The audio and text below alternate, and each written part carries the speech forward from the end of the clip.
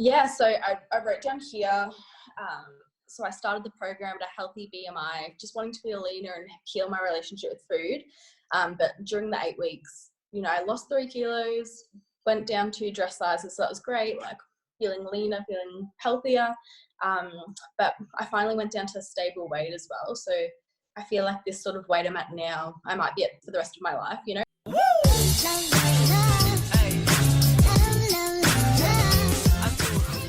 Hi honeys, it's Emmie. If you're new to the channel, welcome. My name is Emmie. I'm a nutritionist and the creator. I have my AirPods in. I literally just realized that I have my AirPods in. Okay, I'm just gonna put those right there. My name is Emmie. I'm a nutritionist and the creator of the Slim on Starch program, where my clients lose anywhere from the last few pounds to up to 70 pounds and counting. So if you want to apply to be a client of mine and work with me and my team, go ahead to healthyemmie.org or just click the link that is in the down bar.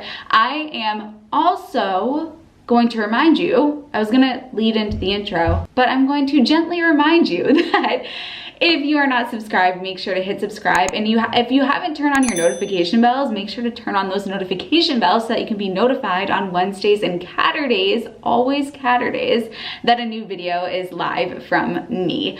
Now, as I was saying, I'm thrilled about today's video because it's the last part of my interview with my client, Isabelle. And in this part of the interview, she's really opening up and talking about what she struggled with before we started working together, and talking about disordered behaviors around food and disordered eating tendencies. And I think it will speak to a lot of people. And what I love about it so much is not only will people be able to identify with it, but they'll be able to see that there is another side. I think it all comes down to doing the best that you can, and doing the best that you can in the moment. And that's what Rachel would say to me, like when she'd look at my journal and say if one time I went and got dumplings or something like that, it's, I'm doing the best that I can in the moment. So I'm trying to stay away from things that are like super, super, super refined, just because like I know you feel the same. Like when you eat something that's really oily and that sort of thing, you feel so gross and you feel just like not yourself, like you don't feel the best you can. So I think it's just making the best choice you can in the moment. I'm not the kind of person that's gonna just sit there and eat nothing. So I'll just make the best choice that I can in the moment. And I've got great supportive friends and family, so often there are sort of like slim on starch acceptable sort of like options when I'm out and about. But yeah, it's all about just doing the best you can, and you just not living a life where you feel like you have to be like 100% strict, 100% perfect. I'm so impressed by that outlook on it, because that balance is really, really hard to find. And I think that nearly everybody watching this video is probably looking at you and saying, I wish I could do that. But what happens when I do that is that I said, oh, well, I had something bad, so like, who cares? I'm going to eat the rest of this day. I'm just going to eat whatever I want. I've already mastered. Is that something you used to experience? And could you tell us some advice to not be in that place? I mean, I wouldn't say so much like the like screw it, I'm gonna like eat everything sort of thing. It was more so like feeling like going into these depths of like guilt and being like sort of being the opposite scale of, oh, I need to like restrict now, like I need to like cut even more out, I need to go exercise, like just feeling these immense feelings of like guilt and like, oh, like what have I done? Whereas like now I'm just like, if I eat a burger or whatever, I'm just like, whatever, like let's move back onto plan after. And I think that's like what's been amazing for me, being able to kind of have that acceptance around food. So for some people, like they may struggle with binging or something like that, so it might not be the best option for them in that moment to, if they feel like that triggers those sort of foods for them. It just all depends on the individual. But for me, just releasing that food guilt and being able to eat anything. So like I prefer to eat, the slim on starch way, but being able to eat a burger or something like that and have no guilt whatsoever and just be like, hop straight back on plan, that's what was game changer for me. I really am so impressed by that. Another thing that has really impressed me is how your athletic performance in your afro has increased. while simultaneously losing weight, which is something that we don't usually see. Could you speak to us about how your fitness has increased? And if that was Oh my goodness. Because I remember on our first call, like we were talking about how I want to get back into running, because I hadn't run in like a year or more. It's probably been like 2 years since I was like running, and I had like shin splints and stuff like that. So that had put me off for a while. And if you look at my Instagram, like before I started the program and like now, like the amount of acro stuff that I'm doing, it's just so funny to me. Because for so long, like I'd be like, oh, like I want to get back into acro, like I want to start stretching again, like I want to get back into my fitness, but I just sort of be like, blah, like, and I just didn't have the motivation to do it. Probably just because like my health and my mindset and everything, it wasn't all intertwined and it wasn't aligned. But doing the program and having, like, I feel like when you're fueling yourself with the best foods and you're not restricting, you're not focused on all these things that don't matter, you finally have the fuel and the energy to do the things you love. And that's what's important. Like for some people, they don't like exercising, and that's fine. Like you say often in the program, like you don't have to, and you talk about in your videos, like you don't have to exercise to lose weight and stuff like that, obviously. But for me, like exercise has nothing to do with weight loss. Like it's great for toning and like all of those things. But the exercise is for my mental health and for, it's just because I love to do it. So like some advice I would give, if you do want to get into some sort of form of exercise for your, like just for your mindset and that sort of thing, find something that's fun. Like it could be acro, it could be like a sport, it could be like tennis, it could be karate, it could be like anything, like just do something that is fun for you. And just being in this program, I think it just aligned everything for me. It just gave me the motivation and the fuel to kind of focus on the things that I loved and give me the energy to do what I wanted to do. So yeah. We've already talked on so many of your accomplishments, but I really do want to sum them up because I think there are a few other ones that we missed about like your energy levels and drinking coffee and that kind of stuff. So can you talk to us and let us know your incredible accomplishments in literally 8 weeks, which blows my mind. I feel like I've known you for so much longer. All right. So I'll see if I like wrote down anything here. Yeah, so I wrote down here, so I started the program at a healthy BMI, just wanting to feel leaner and heal my relationship with food. But during the 8 weeks, I lost 3 kilos, went down 2 dress sizes, so that was great, like feeling leaner, feeling healthier. But I finally went down to a stable weight as well. So I feel like this sort of weight I'm at now, I might be at for the rest of my life, so it was, and the game changer for me mentally as well was being like, I can accept and be happy at this weight. Like in the past, I would have been like, because it got to the point maybe like a month or a little bit over a month in the program where I stopped losing weight on the scale. In the past, that would have been a trigger for me, and I would have been like, oh, like I've got to cut my food and that sort of thing. But I was able to just be like, I'm at peace now with the weight. And my measurements still went down. Taking photos as well was really helpful for me to be able to see the changes there.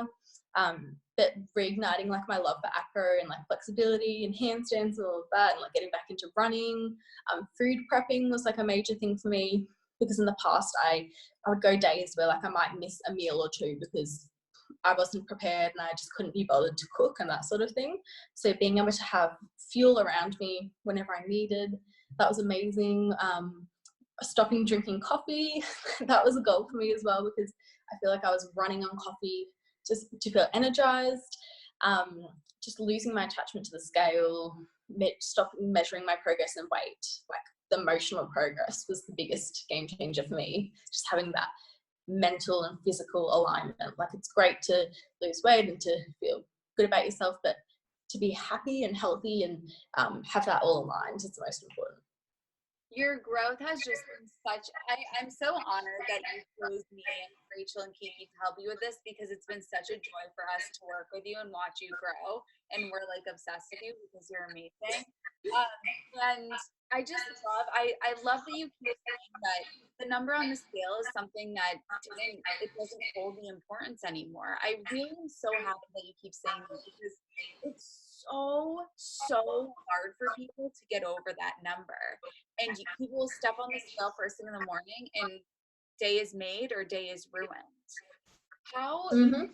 people are desperately, they're watching me right now, Isabelle, and they're like, how did you break away from that? How did you break away from that? I mean, it was hard. Like, I went from weighing myself multiple times a day, like, you know, having that attachment to the scale and having that attachment to the number. And like you said, you know, you'd wake up and if your weight had gone down, you'd be like, yes. And if it had, but even when the weight did go down, you'd still have that sort of like empty feeling where you're sort of like, it's never enough. And I think if there's anyone watching that is doing the program or is any kind of stage of where they're at right now, like, throw away the scale. Like, it's rubbish, and you're never going to be happy when you're attached to that number. It's hard. Like, it's really hard to let go of that because it's so ingrained into our culture as well. I feel like most people grow up with a scale in their bathroom, you know. But even if you kind of limit it down to, if you're weighing yourself every day, weigh yourself every few days, then once a week, then just nothing. Or if you're like me and you can do things cold turkey, just throw it out. Like, I remember throwing my scale out of the window one time a few years ago because I was just like over it. Like, I literally threw it out the window and like smashed, and it was so invigorating. But like, if that's something you need to do as well, like if that's cathartic for you to go and like smash your scale with a hammer, like do it. It's just breaking that importance of the number. Because you're not going to make the best progress you can in this program or in life if you're focused on a number. So once you release that, you're opening up so many more opportunities to focus on what matters.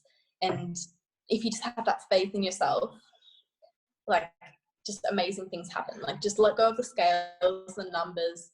There's so many other ways to focus on, like, to track your results, and just scales just useless. You can look at people that go through an 8-week program or go through a transformation. Some of them don't even lose weight at all. So the scale's rubbish. Just focus on, especially like how you're feeling, how fit you're feeling, how you're, like, photos are a great way to kind of track your progress as well. But also kind of like, I feel like the healthier you are and the happier you are, you kind of distance yourself from the aesthetic goal as well. You're sort of like, as long as you're feeling great, you're feeling confident and happy, the mentality becomes the most important thing. And it's so achievable. Like, it might feel like at this moment you feel like you'll never get over your weight and you feel like you'll never get over that goal, but you will reach a happy point. Like, you've just got to trust yourself and just dive straight in and just trust the whole process.